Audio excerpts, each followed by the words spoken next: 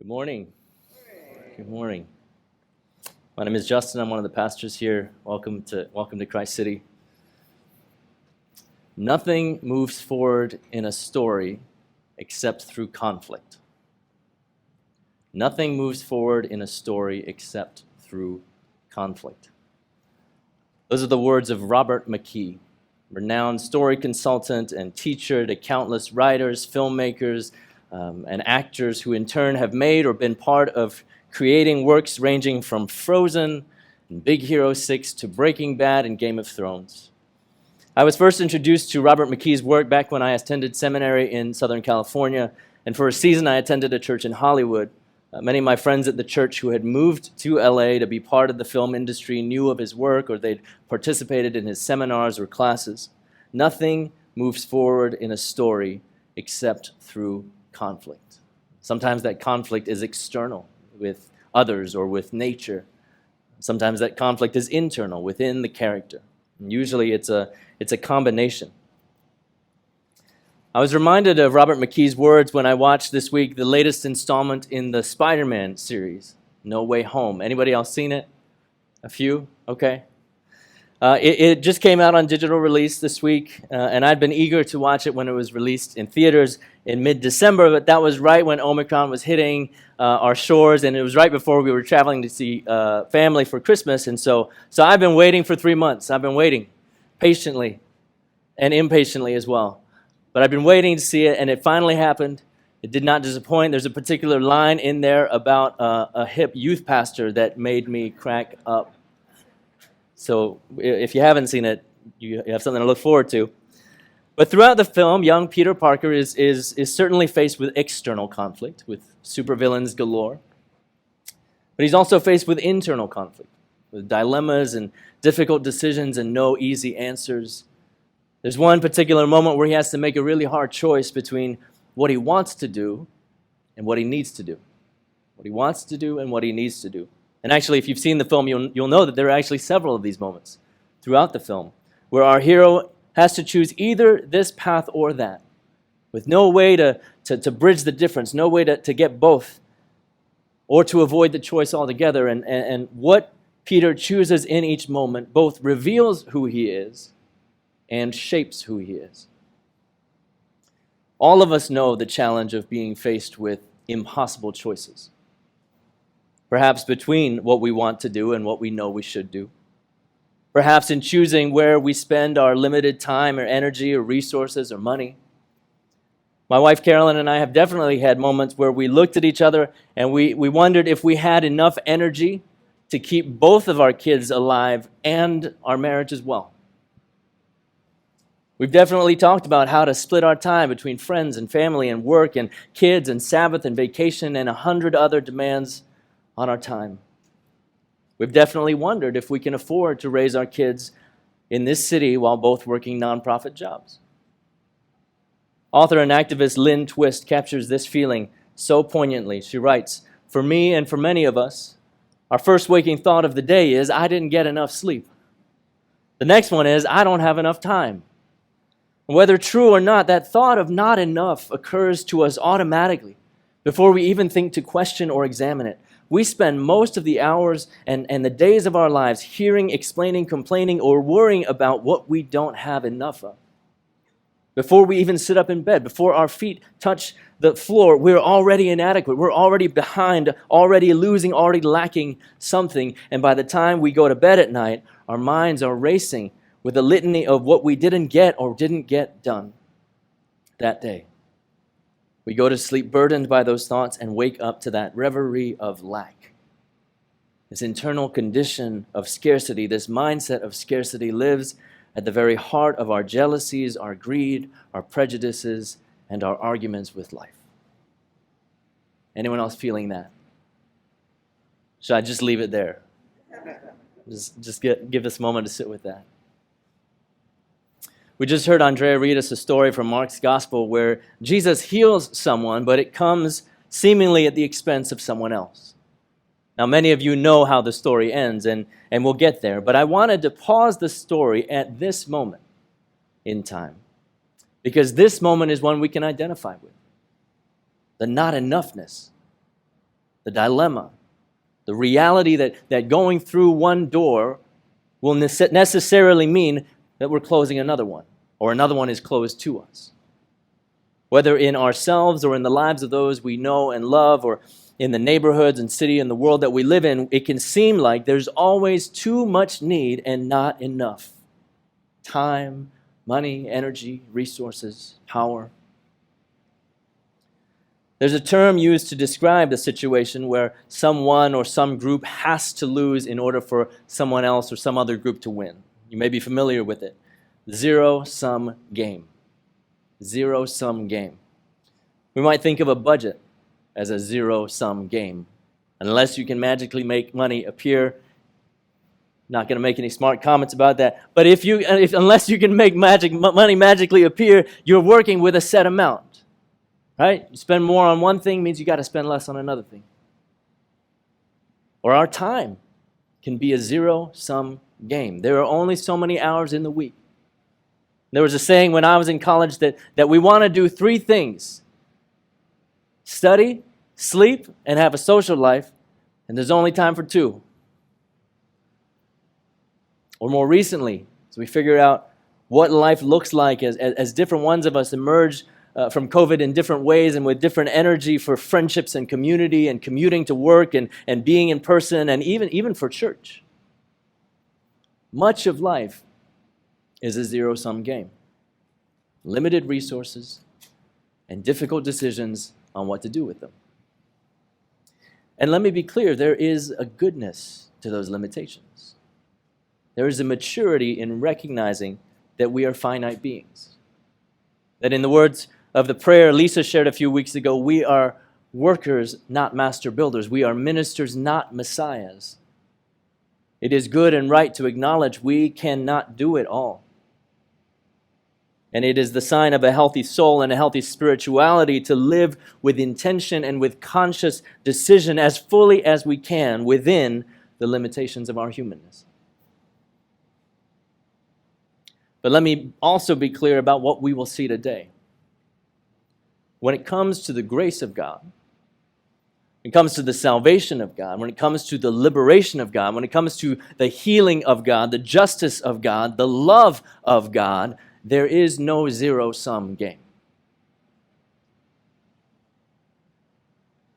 Here's the scene.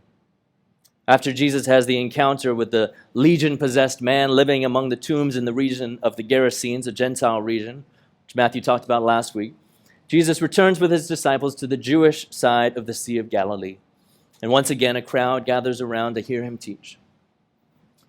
Verse 22, Jairus, one of the synagogue leaders, came forward.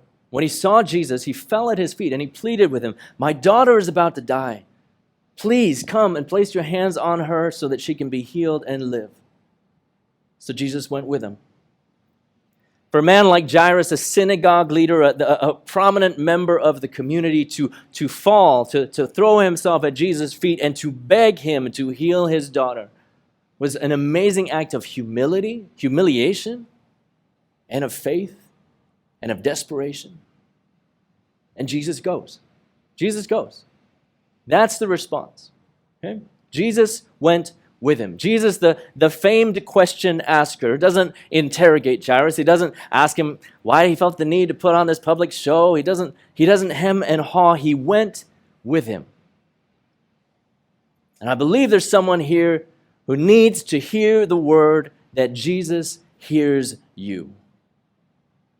Jesus hears your prayer.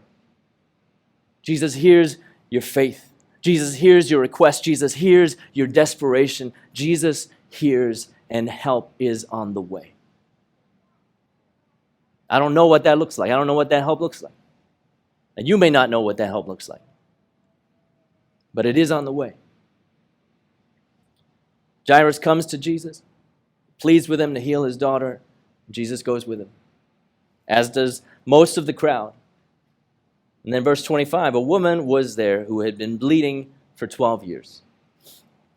Now, all of the Bible translations try to phrase this as carefully and euphemistically as possible, as will I, because the condition here described is a sensitive one.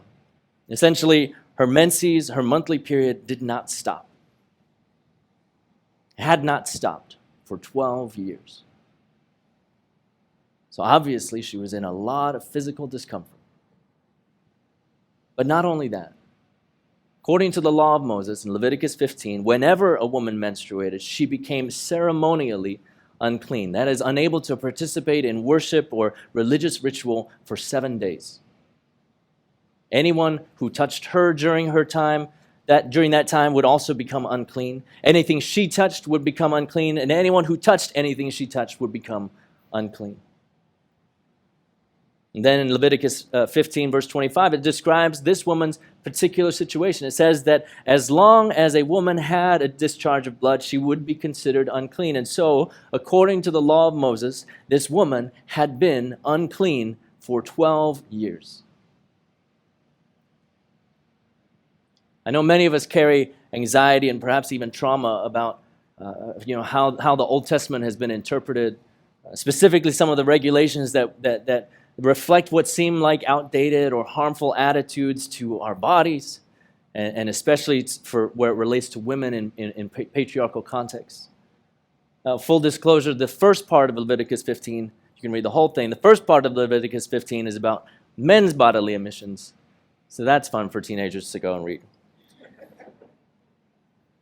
We could talk more about ceremonial purity. We could talk about what exactly that meant. But the fact of the matter is that for this woman, her physical ailment resulting from a natural bodily rhythm gone awry meant that she could not worship in the temple. She could not participate in religious rituals. She could not be touched by friends or family without making them unclean. She could not bear children, which in those days especially was one of the marks of a so-called good woman.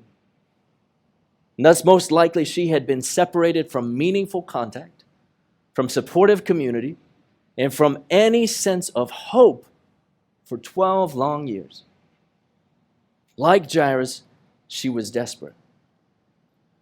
And moreover, it says she had suffered a lot under the care of many doctors. She had spent everything she had without getting any better. In fact, she had gotten worse. To quote Rochelle Samuels, a master's paper that I discovered online while I was doing my research, Rochelle Samuels put it in these memorable words: she was facing physical pain, emotional drain, and financial strain. Physical pain, emotional drain, and financial strain. But, verse 27, because she had heard about Jesus, she came up behind him in the crowd and touched his clothes. She was thinking, if I can just touch his clothes, I'll be healed. Now remember, this woman is ceremonially unclean. She knows that. She's reminded of that every day of her existence. And everything and everyone that she would touch would become unclean. As far as she was aware, that would include Jesus, if she was able to reach him. That would also include every member of the crowd that she came into contact with. Imagine the fear that she was feeling if she were discovered. I do not think the crowd would have responded well. She was taking a huge risk, hoping beyond all hope that after 12 years she might finally be healed. And upon touching Jesus, it says her bleeding stopped immediately. She sensed in her body that her illness had been healed. We spent a good bit of time talking about healing these last few weeks because Jesus has been doing a lot of that in these chapters of Mark. And I've shared before that I have been fortunate enough to have been an instrument of God's supernatural and immediate and physical healing for someone. I know it is possible, I know. We've also spent a good bit of time, particularly in our small groups, talking about what happens when healing doesn't happen. It doesn't happen in the way that we ask or when we ask. And I've also shared before that I have prayed for physical healing for a jaw condition that I had. I absolutely would have described it in Paul's language of a thorn in the flesh, that thing that I had no control over, a thing that I could not fix. I prayed for years and years that God would heal me. I would go up for prayer at my charismatic church and in faith that God could heal me, and have someone lay hands on me and pray over me in tongues and say that God would heal me. And for years I wrestled, often alone, because For everyone on the outside, if they noticed at all, it was minor to them. And if they didn't, for most everyone else, it just wasn't a big deal. But for me, it was all tied up in who I was, with my body, what was wrong with me, and how could this condition that was causing me physical pain and discomfort as well as emotional and existential angst be the condition that God wanted me to be in? But then if God wasn't healing me, well, what did that mean for me? What did that mean about me? What did that mean about God? In the end, my jaw condition was healed through medical intervention, through surgery. Almost 15 years after it was first diagnosed, 7 years after I went out for prayer, that prayer counselor in church told me it would be healed. It was healed. Just the timing and the means were not what I had expected. But I do believe that God works through medical intervention too. Scientific advances that weren't around in those days. Surgery and medications and therapy. God has made humanity in the image of God, and so the healing that can come through human hands and through God-inspired human wisdom does not mean that God is not at work in them.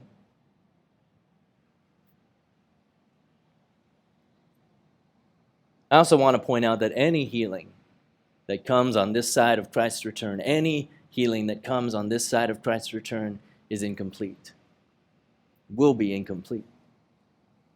Just because Jesus healed this woman's awful condition of bleeding does not mean she was exempted from the common cold or the aches and pains that come with age. My jaw occasionally still causes me trouble. There are plenty of other things that I would ask for healing now. And so, whatever healing we might experience on this side of Christ's return, let us hold it with gentle hands and cling tightly instead to the healer who promises he will bring the fullness of God's kingdom in the time to come. Spent a lot of time this past month reading and learning from feminist and womanist writers, preachers, and pastors on this particular passage because I recognize there are two women in this passage. It's Jesus interacting with them, and I recognize the limitations of my understanding of my male privilege and my perspective, and it's one of the reasons I'm grateful that we have a preaching team for us to talk through Scripture with different eyes and ears and voices. Something that more than one womanist writer pointed out is the agency of this woman, the self-determination of this woman. See, she doesn't have friends to carry her to break through the roof and lower her down so that she can be seen by Jesus. She doesn't have a wealthy, well-respected father to plead on her behalf. She has every reason, at the end of her money, at the end of her health, at the end of her energy, at the end of her rope, to have no hope. And yet that powerful thought, if I can just, it propels her through her fear and through her exhaustion. If I can just, pushes her past propriety and literally through a crowd. If I can just, drives her to Jesus and to her healing. What is it for you? If I can just. What is the if I can just that though you may be at the end of your rope, or though you may find yourself as exhausted in as many ways as you can feel exhausted, or as disappointed as you can feel like you were disappointed, or that your past seems to give you no hope for the future, but that something inside of you, let's just say it's the Spirit of God, is asking you to stir yourself enough to take one step, to stretch out one hand, even one finger, to say one word, even if it's just a whispered, desperate help. to do whatever it takes to put you in touch with the healer. If I can just.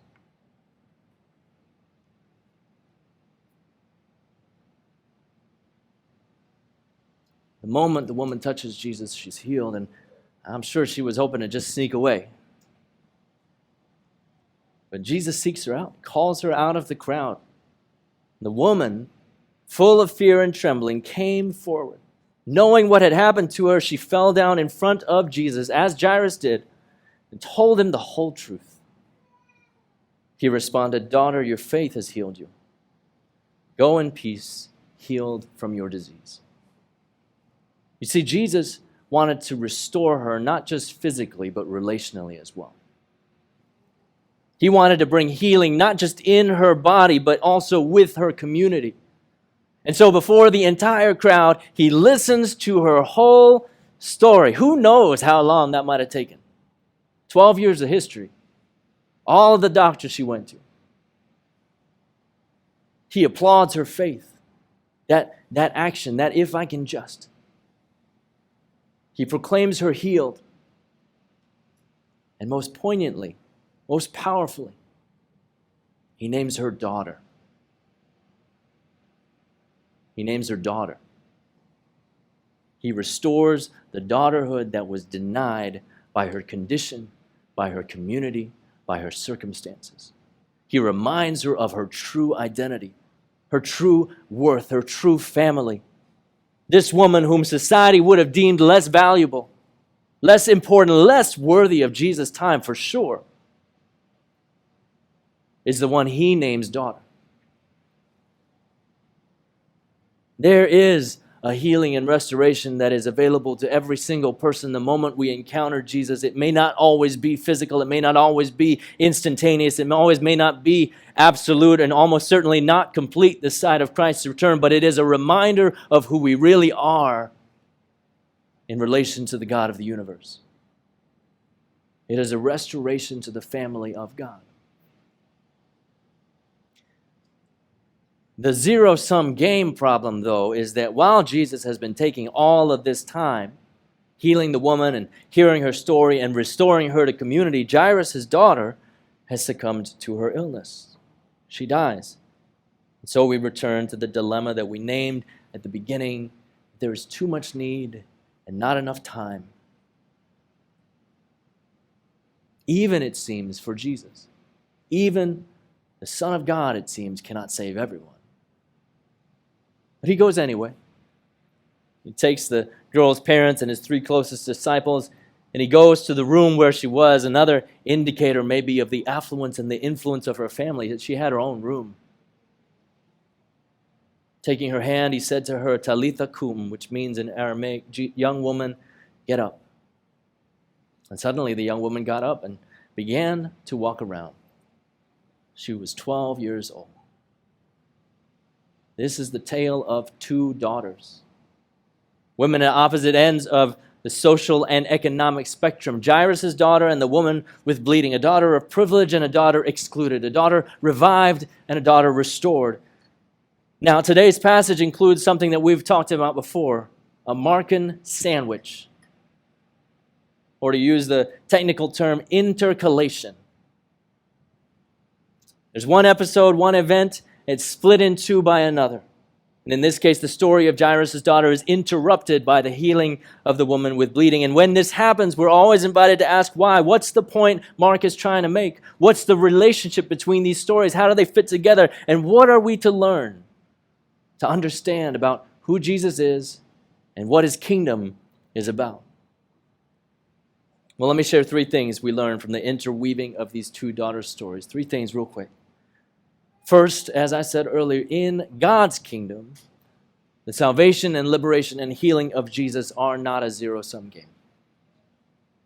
There's not one pot of salvation, liberation, and healing that, like Easter eggs hidden in a yard, once they've been claimed, there's none left. It's not how it works. We don't have to scrap and fight and be the first and fastest so that we can get ours. That's not how kingdom economics works. That's not how God's kingdom works. The two daughters occupy different ends of the social spectrum, but neither is excluded. All are welcome. All are invited. We may not get what we want when we want it, but the goodness and grace of God's kingdom is here for us all to experience. The economics of God's kingdom are not the economics of the world. At the same time, and this is number 2, the politics of God's kingdom. And by that I mean the way we conduct ourselves and the way we treat each other. The politics of God's kingdom are also not the politics of the world.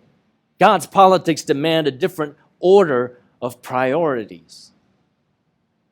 Theologian Ched Myers draws truth out of a comparison of the two daughters, pointing out that Mark very specifically offers that important, seemingly side comment detail that Jairus' daughter was 12 years old, on the verge of adulthood in the culture of that day. Myers writes, she, Jairus' daughter, has lived affluently for 12 years and is on the verge of menstruation. In contrast, the bleeding woman had suffered for 12 years, permanently infertile. This number 12, of course, it signifies and symbolizes the 12 tribes of Israel. And thus represents the key to the social meaning of this doublet. Within the family of Israel, these daughters represent the advantaged and the impoverished, respectively. And because of the inequity between these two, the body politic of the synagogue is on the verge of death. Because of the inequity between these two. Jesus' healing journey must, however, take a necessary detour that stops to listen to the pain of the excluded. And listen to this. Only when the outcast woman is restored to daughterhood can the daughter of the synagogue also be restored to life. Let me say that again. Only when the outcast woman is restored to daughterhood can the daughter of the synagogue also be restored to life. That's the faith that privileged must learn from the poor. And that's the word of hope. It's a word of hope to the marginalized, to the disinherited. A healthy, mature, vibrant faith is one that prioritizes the most vulnerable in your church, in your city, in your country, and in our world. For the people of Israel in the Old Testament, it was the poor, it was widows, it was orphans, it was immigrants. In Matthew 25, Jesus names the hungry and the thirsty, the stranger, the naked, the sick, and the imprisoned. God's politics demand different priorities for us. These are God's priorities. These are God's politics. Attend to the least of these, to the marginalized, to the vulnerable, to the hurting, to the distressed, for we will find our healing there.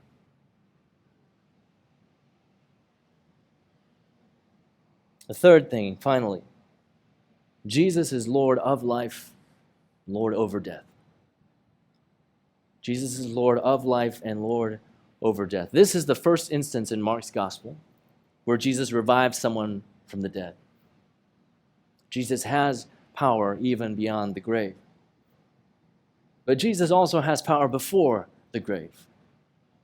Okay, both of these women would have been ceremonially unclean. Jairus' daughter because she died and corpses were unclean, and the woman was bleeding because she was unclean. Her bleeding made her unclean. And yet Jesus touches those who supposedly make him unclean, and he instead makes them clean or whole. Jesus reverses the flow. They don't pollute him. He makes them clean. He restores them to life and to health and to community and to possibility and to hope. Jesus is the Lord of life and Lord over death. And that's why kingdom economics are not a zero-sum game. That's why kingdom politics look upside down compared to the way that the world operates.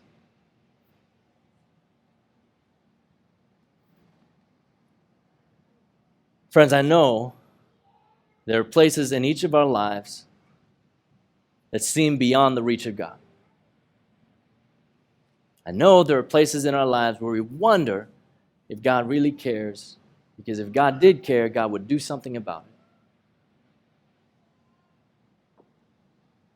What Jesus shows us, especially in today's passage, is that God does care. Those places are not beyond the reach of God. even those things that appear to be dead. Now, I don't know what healing looks like for you. I don't know when it will arrive. Like I said, I've had stories in my own life that I didn't know until after, long, long after.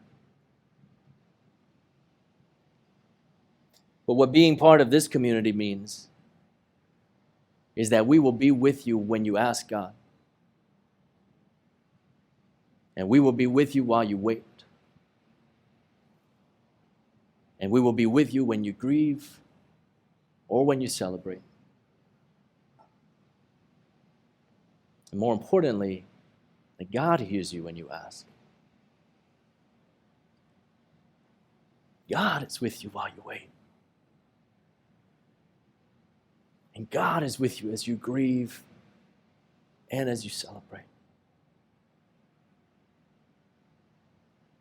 God will bring God's life, goodness, restoration, liberation, healing, salvation, deliverance. God will bring God's self to be with you in the midst of it all. That much is promised. Would you pray with me?